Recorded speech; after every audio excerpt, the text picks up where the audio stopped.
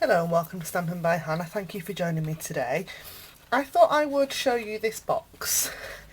This is one of our new square pillow boxes, and I shared this on my blog last weekend as part of the Poodler's blog hop that I coordinate, and I love this.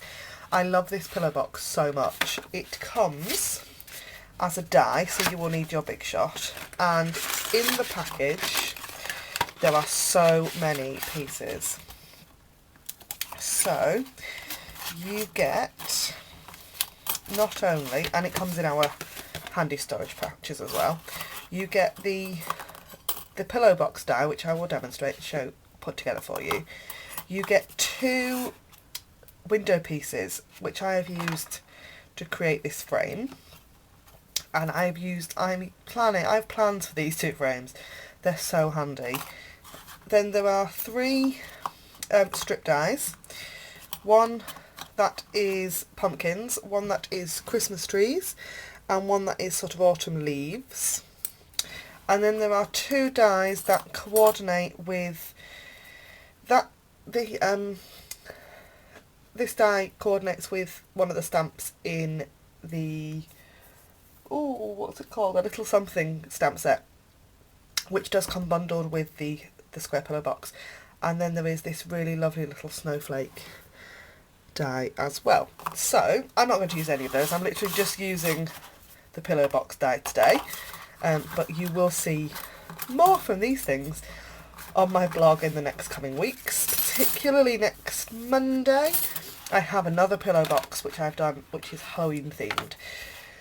So I thought I'd do something a little bit different. This one is in Cherry Cobbler and uses the Season of Cheer DSP and some itty bitty flowers. But I have been absolutely loving the Winter Wonderland Designer Series Vellum, and it is so beautiful. I've picked out this piece. Can you see the shine on that gold? The gold foiling on it's fantastic, and the silver on the other side. But I'm going to use the gold because it's so beautiful. I've got two pieces here, and they're just straight off the stack, so they're 6x6. I'm going to stack them together and pop my pillow box die over the top. Now, if I want my pattern to run that way on my box, it'll run across. I'll put my die that way, and if I want to run it sort of down my box, I'll show you properly once we've die cut it, it'll go that way. So I will just pop out a frame and grab my big shot, and I'll be back with you in a second. Yes, I've got my big shot. On my big shot I've got my magnetic platform, because this is the platform that just lives on my big shot. I use this all the time. My cutting plates, and then on my first cutting plate I've got my two pieces of vellum that are stacked one on top of the other. I'm going to pop them in that way. My die, which I'm going to pop on this way. I'm just going to get it so the pattern is straight across, and I want this to go like straight across, so it will sit across there. And then my top plate on the top, I'm going to run that through.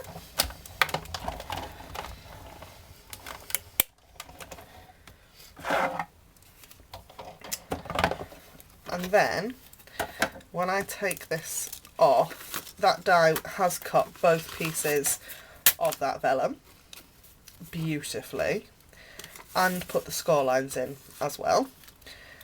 I find that our dies like this, our thinlet dies, will run through and cut two pieces of Designer Series paper or vellum. But if you're going to do a cardstock version, you'll need to run it through twice. You'll need to run it kind of once with one piece and then again with the other. I hope that makes sense. I'm going to get rid of my big shot. Okay, so there's my two pieces, and I'm just going to fold on the score lines the die's created. I'm not going to use, I'm just going to use my finger for this because it's vellum and it's delicate. If it was cardstock, I would be using my bone folder. And with DSP, I tend to use my fingers and then go over my bone folder if I need to for the straight edges. For these, curved pieces, it's fingers or nothing. I haven't managed to get my bone folder to do it properly because it's a curve. So we're just going to gently just curve, and you'll find that the vellum will curve with you. It's quite a heavy score line that the die puts in with when it's vellum, so you'll find it does work well. Not that it doesn't work well on designer series paper or cardstock, because it does. But you'll find you have to do less work with vellum than you do with the others. Like that. And now I know what you're all thinking. You're all thinking, hold on a minute, honey, you're using vellum, 2 pieces of vellum. How on earth are you going to stick that together without having horrible, ugly glue lines everywhere?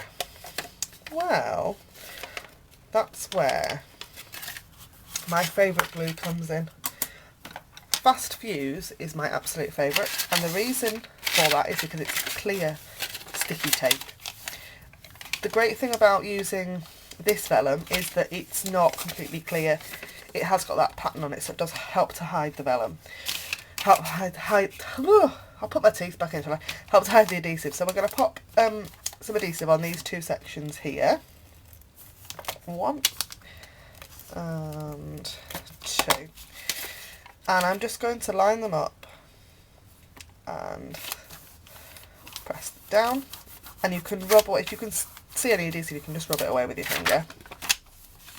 And then for the other side, if you fold that piece down, and you might want to just crease this with your bone folder just to make sure that it will stay. I'm actually going to pop my bone folder there so I know it's going to stick. And we're going to fold on that score line again so that we can line it up. And it's that simple. I had adhesive on mine, so it's stuck. And I can just rub that with my finger. And then, so you've got a little pocket. And if you pop your hand inside, you can fold the sides down, one and the other, and there you have your really beautiful little vellum box. If you I have a couple of top tips that I haven't done here, I've got to admit, purely so I can show you. You need to make sure there's adhesive right to the edges, and I found on cardstock, although this is now coming, yeah, on that side I used tear and tape, and it stuck much better because I could get it right to the edges. Otherwise you get a bit of gaping. And make sure that you've really well burnished those edges. You can see where I've got them really well burnished on the inside, because they do stay where they are, but these sides I haven't burnished quite so well by the looks of it, so it will pop. To keep it in, I find that a glue dot just on this edge really helps to stick it down, or you could pop 2, one there and one there. But that is my quick tour of the brand new square pillow box die. Thank you very much for watching. To purchase any of the products that you've seen in my videos, if you click on the link in the down bar below, and that'll take you direct to my blog, and then on from there to my shop. Thank you very much for watching, and I'll see you again next time. Bye for now.